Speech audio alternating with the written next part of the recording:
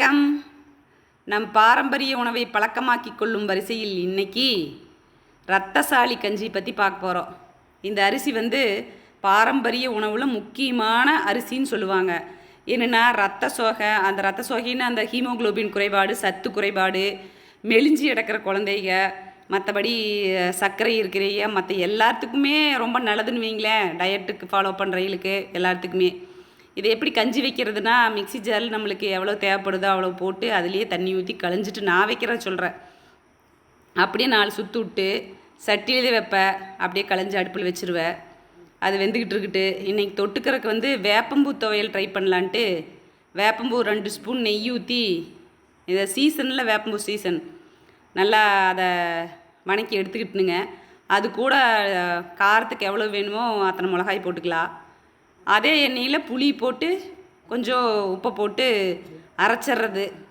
கொஞ்சம் வெல்லம் போட்டுக்கோன்னு வைங்களே, இதுக்கு என்ன கசக்கும்ல. வேப்பம்பூ ரொம்ப நல்லதுங்கிறாங்க. மாதத்தில் ஒரு நாள் ட்ரை பண்ணலாம். இது எப்படின்னா, இப்போ சீசனில் அதனால் வேப்பம்பூ துவையல் ட்ரை பண்ணேன்.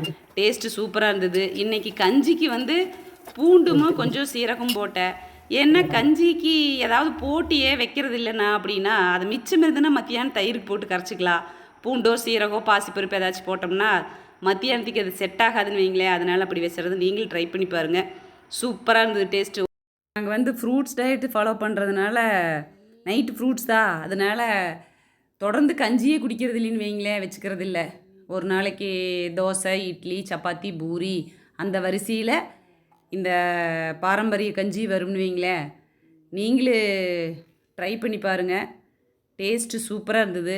என்ன கஞ்சி வைக்கிறனால வைக்கலாம், இல்லைன்னா லஞ்சு கூட வச்சுக்கலான்னு வைங்க இந்த அரிசியில். Okay, thank you. அடுத்ததில் பார்க்கலாம்.